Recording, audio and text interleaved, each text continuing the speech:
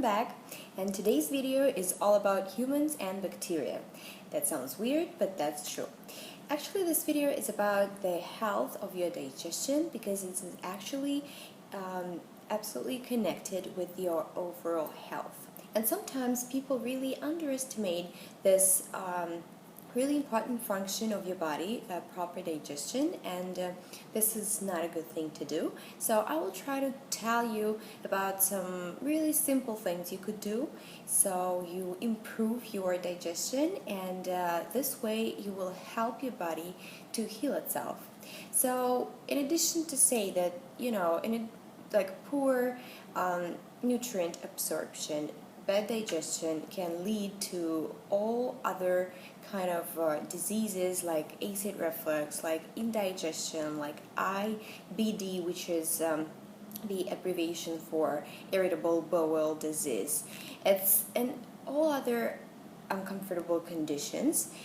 But it also has a direct impact on your nervous system, on the emotional health, and of course your immunity and hormones. And I guess the latest factors that I've just listed are really important for you to pay attention to. So in other words, nutrition offers just a bounty of healthy opportunities, and if you don't have it in a right direction, set in a right direction, then you just don't have these opportunities. If we take care of the center, then the rest will just take care of itself. That's actually the way it works. And so let's see the importance of bacteria. So bacteria is really important for us, but we've been actually brainwashed that bacteria is very bad, that bacteria is all over the place, and it's actually our, let's say, over-reliance on antibiotics and all kind of antibacterial soaps. We could even say that sometimes we become really obsessed with our focus on cleanliness. Of course, I'm not saying that there are some bacteria that are really dangerous and we should definitely avoid them, but you should also understand that there is some bacteria, beneficial bacteria, friendly bacteria, which plays a crucial role in maintaining our health. And this bacteria is actually in our gut. To say that humans and bacteria, bacteria actually inhibits our guts, right? And they have a long-lasting relationships through over thousands of years, and you cannot say anything against it. We provide them with the home, and they help us with digestion, with immunity, and a bunch of other great functions. They help the body to manufacture vitamins. They help to boost immune cells and prevent us from absorbing all those harmful pathogens. So let's see what kind of food is really helpful for digestion, because it all goes with food. And given that good digestion and good bacteria protect against disease, it only makes sense for us to ensure that we are getting this bacteria, this food that enhances and supports these two factors. So basically, and trust me, that's not a hard thing to do. I know, if you read something about proper digestion, if you want to have healthy gut, and people say just eat a lot of fiber, because people don't normally eat a lot of fiber. But this is something that is just extracted from the whole thing, because people just keep eating the junk food diet, but then they buy a fiber supplement and they're like, oh yeah, I'm good, I'm having my 30 or 40 grams of fiber as people say I need to have. But this is just part of a big thing, and this won't make you happy. This won't make you healthy either. So what you could start with is you could buy a good quality supplement. You could make some research on that and get some probiotics and prebiotic supplement because they actually support the growth of healthy bacteria in two ways. Actually, the probiotic, they provide some live strains of friendly bacteria that are crucial for our digestive, immune, and neurological health. And prebiotics, they are basically the food for the probiotics, and they make sure that, the friendly flora is over there, and it's like, all nourishing environment in which they can just thrive. So this is actually a very easy thing you could do, but if you do not have an opportunity or you don't know which probiotic or prebiotic supplement to buy, I would just strictly recommend you just to not buy anything, because sometimes it's easier to do worse than do good. So I might leave a link with some website where you could buy this or that probiotics, because they're supposed to be a good one and they are a reliable source you can buy them at. So this is number one, so probiotics and prebiotics. Number two is digestive enzymes, but here I won't really recommend you to buy all those digestive enzymes in the bottle, because if you just have in your diet some raw meals on a regular basis, let's say the simplest one is just to have a salad every day, you will provide yourself with all those kind of enzymes, because enzymes are destroyed while you cook something. So if you have a salad with different varieties of vegetables and leafy greens, you will already provide yourself with all those enzymes, and they are very important because they help us to break down the protein, and they also increase the digestive capacity. So they really play a very important role in improving the nutrient absorption as well. So what you could also think about is make sure that you have enough zinc in your diet, and you could get zinc from like oysters, from brazen nuts, from all the shellfish, and you could just do a research and find all kind of foods which suit you well, and make sure you include them into your diet. Actually, zinc plays a critical role it's a critical nutrient, it's better to say, which is required to make many digestive enzymes. So if you don't have enough of zinc being made in your body, you won't have enough of enzymes, so it will never lead you to a healthy and proper digestion. So it is important, also to have a necessary amount of zinc in the body, because it helps you to control like hormone regulation and immune health, and of course neurological health as well. So the next thing is probably the best, and it's really easy to do, is just get some herbs, and make sure you use them really frequently. Let's say the easiest one, chamomile and mint. You could make an amazing tea using these two herbs, and they are good because they are especially comforting for your stomach, and they of course contribute to a healthy digestion. They help incredibly with if you have gas or bloating, and you could of course drink it after your meals. And I have a video even with a digestive tincture, which includes some perfect herbs for digestion. So to add to that, they also ease the stomach irritations and relax and smooth the muscles of the digestive tract.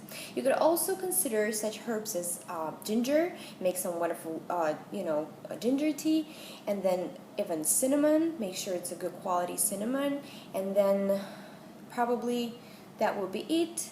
And also the caraway seeds, they are all perfect because they all improve digestion. They improve the digestion, the digestive juices to work harder when you eat, so you could consume this either before or after meal. They also even increase the antioxidant levels, boost your immunity. So it's always a wonderful thing to consider all these kind of herbs. You can buy them in bulk and they last you just like forever. And you can also make some tinctures with you and carry them when you're traveling. So the next one I would tell is fish oil. Why? Because fish oil is it tends to release the inflammation, and if you don't have a proper digestive function, your intestines in the stomach, sometimes it's really inflamed, so it reduces the inflammation in gastrointestinal tract, and it improves it improves the nutrient absorption, it balances your hormones, and it also boosts, of course, the neurological function and the immunity as well. But if you could really get yourself some great cod liver oil, that would be amazing, or just some other good quality fish oil, or of course consider consuming some cold water fish to make sure you have enough amounts of fish oil, like omegas, in your diet. The next one, of course, I should mention it, it's fiber, but instead of just buying a supplement as like fiber powder or psyllium husks, because they are not good for you, and some people buying them forget that they need to drink enough amounts of water, because what fiber does, it becomes it makes like a bulk in your intestines, and it absorbs a lot of water, so you need to drink a lot of water to keep the things moving. And it prevents your colon from collecting all kind of toxins which can cause a disease after colon cancer. So make sure that your diet is adequate in fruits and vegetables. You could consider eating some prunes and some apricots, like dried fruits, and of course dried figs. They are so rich in fiber. And you could even, of course, you could eat grains like oatmeal, or if you cannot tolerate grain, you could find gluten-free options, of course, make sure you consider some flax seeds, because they just have a wonderful amount of fiber you need, and also omegas. And the next one is also very easy and it's very delicious, is fermented foods. I know if you're new to it, it's probably you might not maybe even like it at the beginning, but you have to keep the things going. You have to try again. You have to maybe try to cook it yourself, because sometimes if you buy, you don't really like it. So I might recommend you to make some beetroot, sauerkraut. This is perfect. You could make some, you could buy some kefir, of course, and also apple cider vinegar. And it's not really bad for you to drink it. Of course, I won't recommend you to drink it. Like they say, if you want to lose weight, you should drink like after a tablespoon 3 times a day. No, but you could just put it into your water in the morning. I also have another video for a morning drink. Maybe 2 of them, and I'm sure they both include apple cider vinegar, because this is very good for you. It's like a fermented food, and it keeps the things going. It really makes your stomach healthy and intestines as well. Another very important thing you probably need to do if you have a problem with the pH level of your stomach acid, because one of the most common digestive problems and complaints is that overacidic stomach. Why does it happen? It happens because you're probably not eating the well-balanced diet, and then the ideal way for you will be just to neutralize this acidity in your stomach, and this is very easy to do. Before you have some serious diseases like acid reflux, of course you have to work close with your doctor, and then he will definitely prescribe you some prescription drugs, but you will also need to improve your diet, and this way you will have to eat just a lot of alkalizing foods, and thank God there are a lot of them. You could include kale, broccoli, like all those green vegetables, leafy vegetables like spinach, parsley, and sea vegetables. So they are very alkalizing, and so this way you will make sure that your level, the pH level in your stomach, is normal, because it might get inflamed, and you don't want this to happen. Another thing to consider is probably to have some simple rules, because sometimes it's not about what we eat, but it's about how we eat. Let's say a lot of people have late meals, a lot of people eat meals on the go, and also sometimes we're eating because we're stressed, or we eat during stress, or we eat because we're stressed. And of course, if all this happen along with the poor diet, there is nothing good for you to expect. You cannot contribute to a diet, you can contribute to digestive issues, which you don't want to do it. So the simplest way is, first of all, you have to take time to slow down and eat properly. You have to remember that to eat is not just go and grab something. You live on what you eat, because it's your fuel. So you have to realize that everything you eat, it comes out as far as your mood, as far as your energy, as far as your life attitude. I'm not talking about how you look, how you feel, and all kind of things. This is very, very important. So of course you have to avoid eating late. try to do it 2 to 3 hours before you go into sleep. This is good because you will sleep better, and in the morning you will feel better. People who tend, to have a lot of bloating and gas, try not to maybe eat fruits until like after dinner time or lunchtime, and you will notice that in the morning your tummy will be flat. It won't be bloated. Sometimes it depends on just one certain type of fruit, so you have to try to work it out. Maybe change the meals, like the places, and just see, you have to work with your diet because every person is unique again. Definitely you have to avoid all the soft drinks, all the junk food. You have to drink plenty of fresh water or herbal teas. You have to stay hydrated all the time.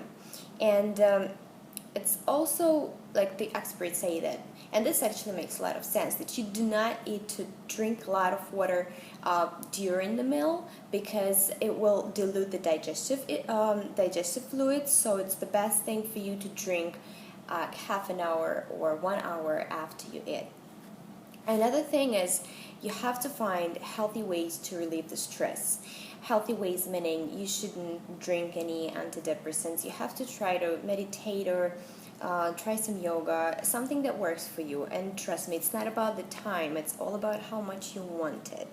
And I would also recommend to reduce the amount of caffeine and alcohol, but the most important thing of all is to reduce or limit as much as you can the intake of over-the-counter prescription drugs, or just the prescription drugs, because they so interact with the work of your digestive system. It makes it work worse.